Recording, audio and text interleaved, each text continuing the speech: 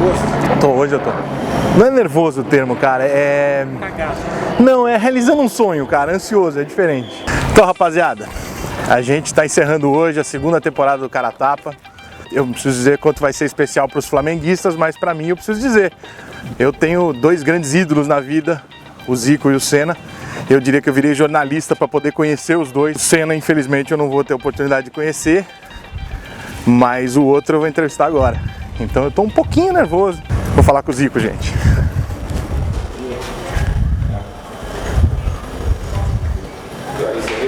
Tudo bem? Tá bom? Pronto pra me desafiar? Aí? Tá pronto pra me Sabendo desafiar? que você já assistiu lá e ficou meio assim, né? Rafa, mesmo sendo um gênio, o maior de todos os tempos, ele tem um bom gosto do cacete. Olha o que tem aqui na... Tem gente que diz que é cota, né? Isso é cota. Não é cota não, palhaço. Isso aqui é São Paulo, isso aqui é bicampeão do mundo, você me respeita.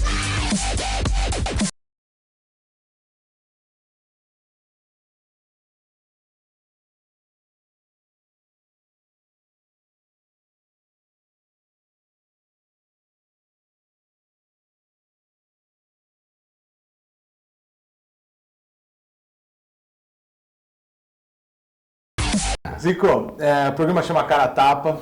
A gente resolveu fazer um episódio especial. Me concentrei em tudo, fiquei preparado. Então vamos lá. Zico, em algum momento da sua carreira, houve a possibilidade real ou uma conversa adiantada para que você jogasse em outro clube que não o Flamengo? Não, depois que eu me tornei profissional, não. Nunca nem chegou uma... Não. Quando eu já tinha parado, estava no Japão, teve um campeonato paulista que a fase final ia ser em janeiro, eu acho. Aí o Corinthians me procurou se eu queria jogar as partidas finais por eles. Mas já tinha encerrado a carreira. Agora, quando eu era jovem, Muitos. eu quase fui pro Vasco, por causa de um almoço, né? É mesmo?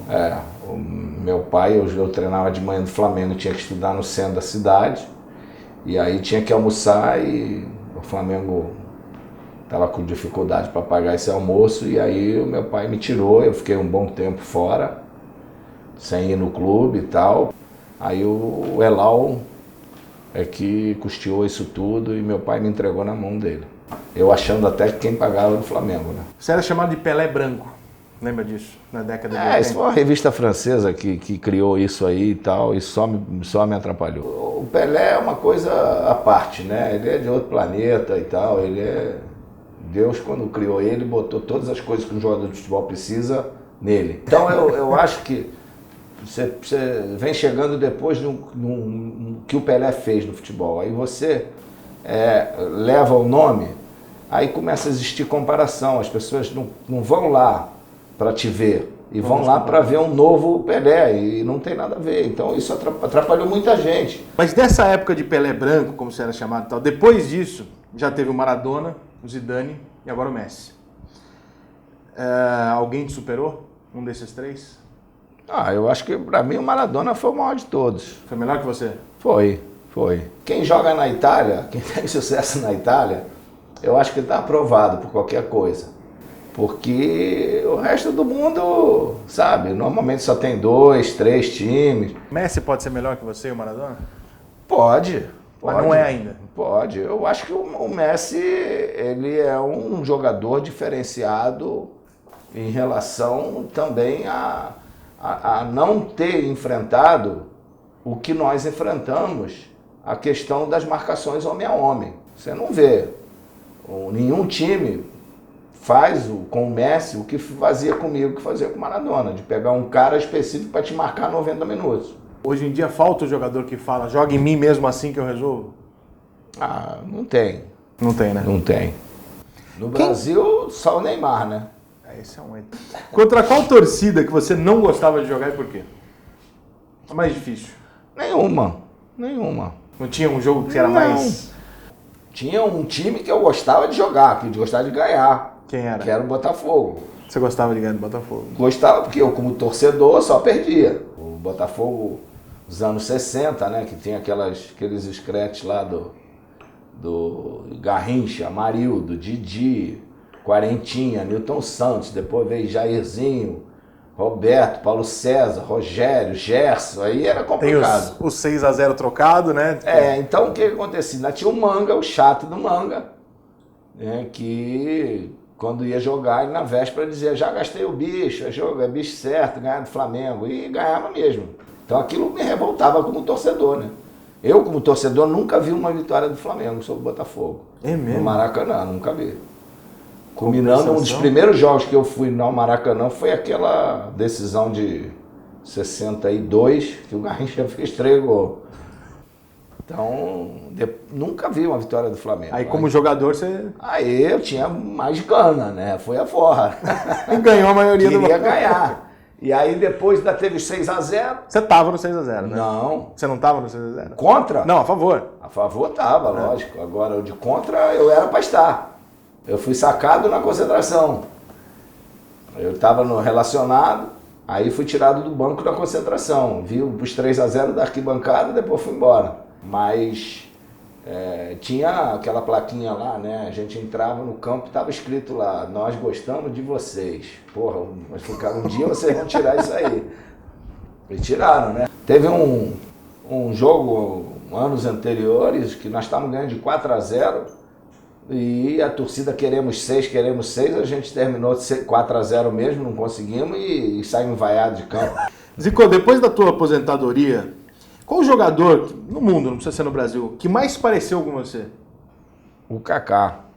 O Kaká, lembra do seu estilo de jogo?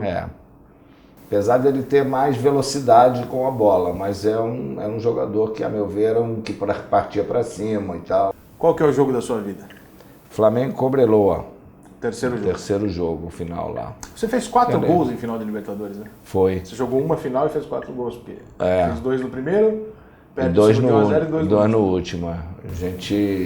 Ali foi a vitória do futebol contra a violência, né? Então aquele jogo ali foi marcante por isso. E naquele momento era o maior título da história do Flamengo, né? Então foi marcante por isso. E o pior jogo da tua vida? O pior jogo da minha vida foi Flamengo e Vasco. Uma disputa de pênalti, uma Taça Guanabara. Foi 1-1 o jogo, prorrogação e tal. Aí foi nos pênaltis. O Flamengo tinha feito os 4 gols, eu era o último a bater. Aí todo mundo comemorou já, porque eu era o último, achando que eu ia fazer o gol. E eu tava numa que não bati os pênaltis bem e tal. Aí bati mal, o Mazzaropi pegou. E depois o Geraldo foi bater, perdeu, o Vasco ganhou e a gente perdeu a Taça Guanabara.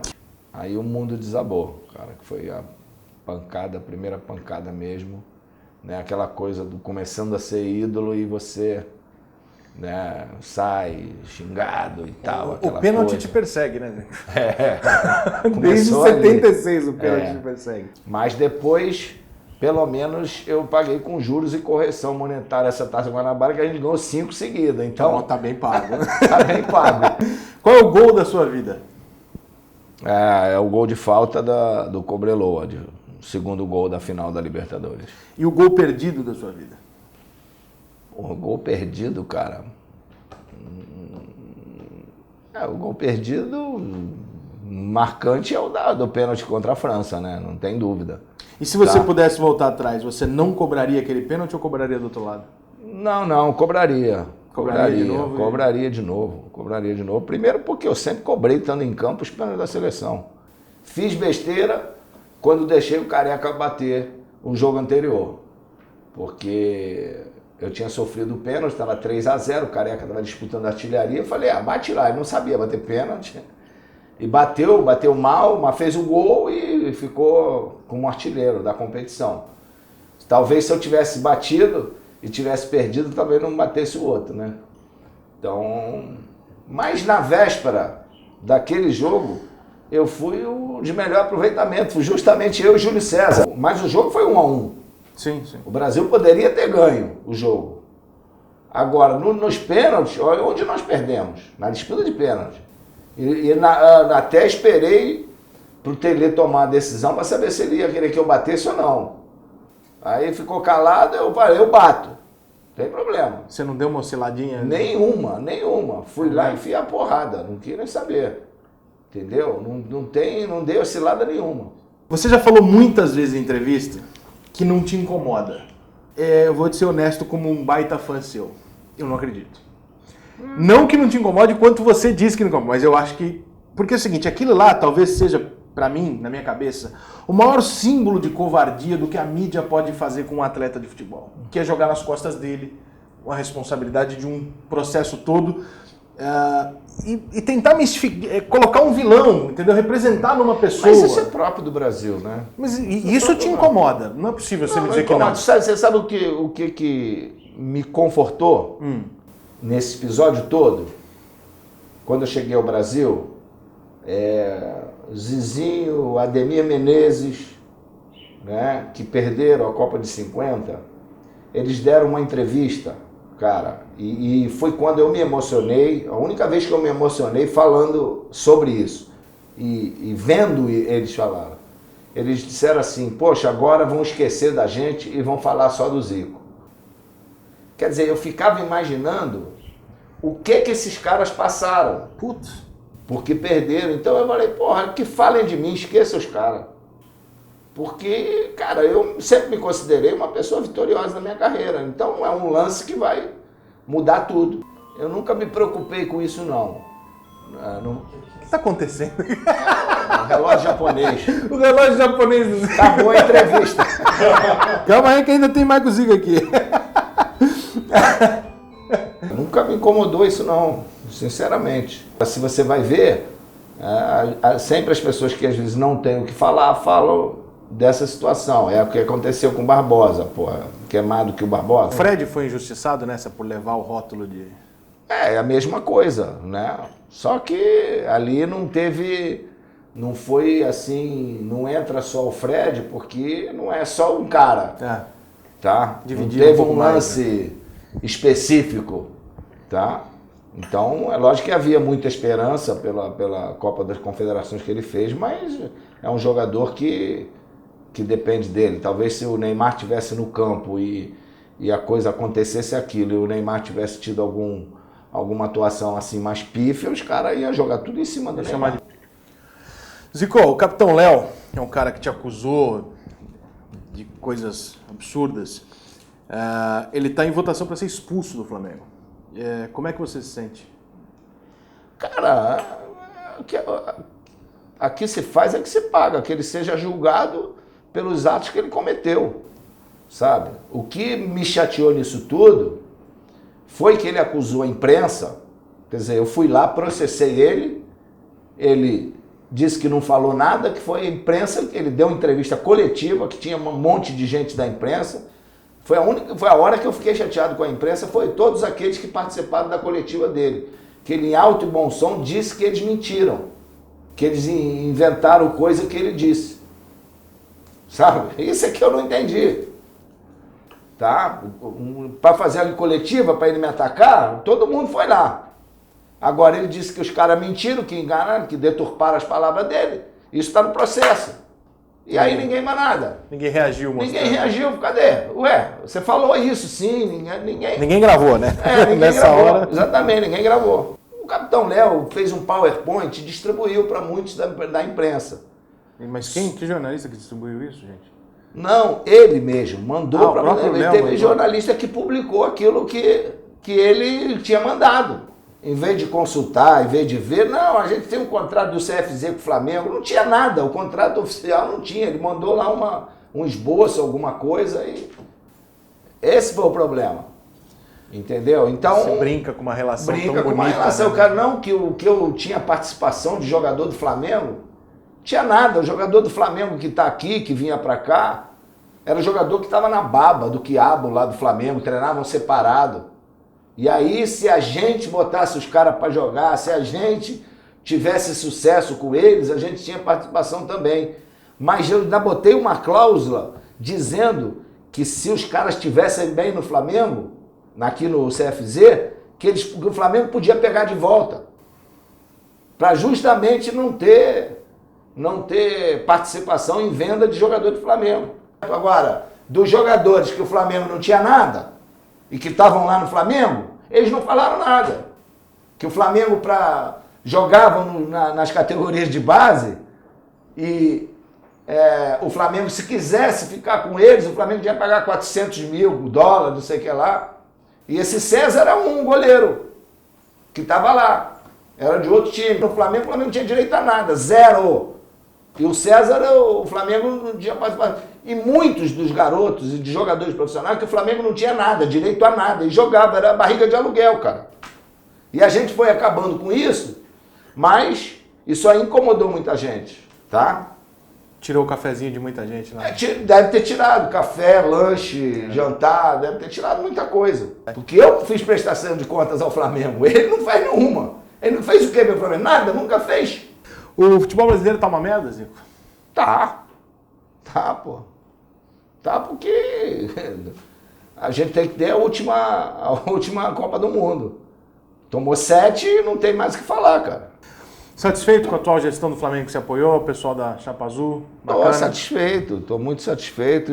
Espero que com essa saída aí do BAP a gente possa conversar e voltar, porque ele é uma pessoa muito importante para esse grupo, para essas ideias. O Bandeira está ali fazendo um grande trabalho, é um cara que está botando a cara a tapa e está tentando resolver os problemas do Flamengo, mas pelo que foi sempre decidido, que as decisões seriam sempre de equipe, do grupo e tal.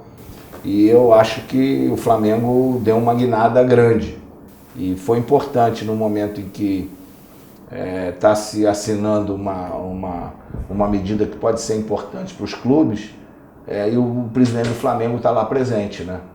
Mostrando que quer realmente uma coisa, fazer uma administração séria. Gostou do Dunga na seleção?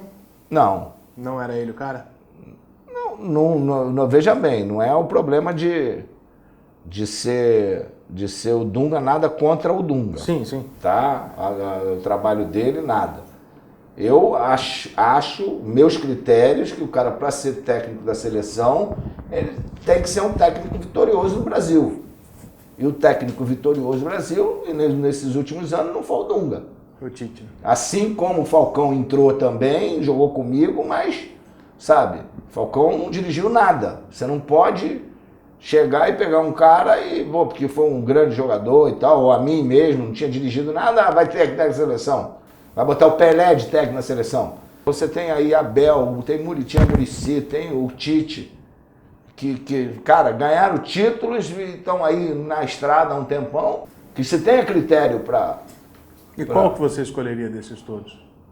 Cara, todos os 3 que eu citei aqui, posso colocar o Cuca. O Cuca é bom também, O Cuca também acho bom, acho o próprio Oswaldo de Oliveira eu acho bom, treinador também. E o Zico? O Zico é treinador também. Se eu trabalhasse no Brasil, eu ia me candidatar. É mesmo? Claro, mas eu não fiz uma escolha. Por causa da minha ligação com o Flamengo, eu fiz uma escolha de não dirigir nenhum time no Brasil. Agora, se eu quisesse dirigir no Brasil, já tinha dirigido times brasileiros, muitos me procuram. Essa escolha não tem como mudar. Não tem como mudar. Então, eu por isso, não quero ser técnico da seleção, por causa disso. Zico, qual foi o teu peso no corte do Romário em 98? Nenhum. Cara, eu já dirigi 2 seleções. Ninguém cortava pra mim. Sim, é totalmente merda. Era eu, pô. Aquela polêmica é... Claro, criaram por causa daquelas palhaçadas lá de 82 e 94, os caras elogiando, aí a gente começou a levar porrada de caras de 94, sem mais nem menos, e foi criada essa polêmica aí de Zico e Romário e tal, aí o cara fez o que fez, botou lá aquelas caricaturas, fez isso, mas o cara, olha, a minha opinião de coordenador, tá lá o técnico da seleção, reúne a comissão técnica, o que você acha? A palavra de uma contusão é do médico. Não é de você. Não é minha. O médico tem que dizer, o médico, Deus o tenha, doutor Lídio, ele foi na reunião e disse, não, eu não sei se, doutor Lídio, quando é que o Romário volta a treinar? Não sei. Quando é que ele pode jogar? Não sei. Não tem ideia. Era assim, o treinador que decide. Vai ficar com ele até se o Brasil for para a final do jeito que tá? O cara que decide, cara. E o Zagallo decidiu por cortar. Ué, agora não vai ser a minha... Não tem negócio de voto. Ah, fulano votou, 3 votos. Não teve isso. O problema é que todo mundo ficou com o cu na mão de falar com ele. De chamar ele, de perguntar para ele para levar na reunião. Para dizer, falar que ele estava cortado. Entendeu? Para dizer que o problema era esse.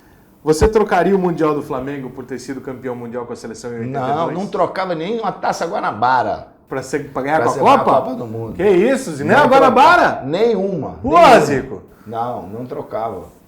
Trocava. Se Deus me deu essa Taça Guanabara, é que alguma razão teve. Não, tudo bem, mas... Meus títulos todos eu não trocava nenhum por a Copa do Mundo. Nenhum.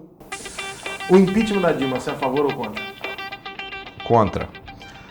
Brasil ou Japão, pra morar? Brasil. Coca ou Pepsi? Coca. Pontos corridos ou mata-mata? O campeonato mais importante, pontos corridos. Você acha que o Brasileirão tem que ser pontos corridos? Pontos, eu acho que pontos corridos. Você fala o Brasileirão, pontos corridos é mata-mata. Pô, tem Copa do Brasil, tem Regional, tem Libertadores, que é mata-mata. O mais importante, a meu ver, o mais justo, quem trabalha bem tem que ganhar o pontos corridos. Moser ou Rondinelli? Porra, aí é foda. Esse não tem não, ó. Vai pro muro essa? Essa, porra, totalmente. Não tem muro não. Flamengo no Maracanã ou Arena Flamengo sendo construída? Flamengo no Maracanã. Sempre? Sempre. Messi ou Cristiano Ronaldo? Messi. O Barcelona do Messi ou o Flamengo do Zico? Flamengo do Zico, claro. Agora 4-2 nós. 4-2? É. O Raul ficou puto da vida porque disse que ele ia tomar 2 gols. Eu falei, pô, você tá tomando gol do Messi, pô. Pô, tá. Zagallo. 10. Romário. 10. Ricardo Teixeira. 7. Patrícia Morim. 7. Renato Maurício Prado. 5. Dilma Rousseff. 5. Eduardo Paes. 9. Federação Carioca de Futebol. 1. Eurico Miranda. 7. Zico, eu só queria te dizer o seguinte, como eu disse aqui pro pessoal antes, eu resolvi ser jornalista na vida porque eu queria conhecer você e o Ayrton Senna. Você gravando, você participando do meu programa hoje é o ponto alto da minha carreira. Obrigado. Que você soubesse disso. Nada, tá um prazer grande.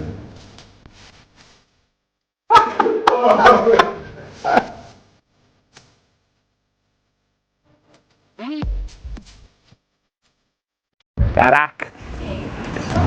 Entrevistei o Zico. Cara, obrigado aí pela audiência, pela moral. A gente volta, não vai demorar muito não. Obrigado a todos que participaram. Se inscreve no canal para você ficar sabendo quando que volta a próxima temporada, que não vai demorar.